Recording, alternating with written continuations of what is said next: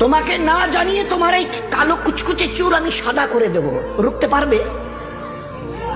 তোমার এই চোখের লাল চাহনি আমি ঝাপসা করে দেব, ঠেকাতে পারবে? তোমার এই লোহার মতো মজবুত দাঁত 32টা 16 একটা একটা করে ট্রান্সফার করিয়ে দেব, তোমার কাছে কোনো পারমিশন নেব না, ধরে রাখতে পারবে?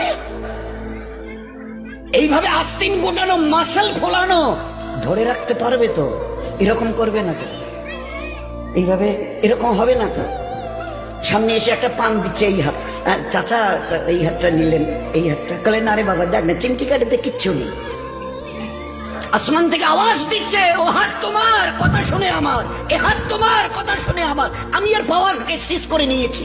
এই দুটো পা যদি হনন হনন করে হেঁটে চলো, খালি একটা পায়ের যদি সামান্য একটু প্যারালাইসিস করে দিই না, তো জীবনভর করে হাঁটতে হবে। বেডরুম থেকে নিয়ে বাথরুম একদম লাগালাগি, অ্যাটাচড, আমরা বলি না অ্যাটাচড।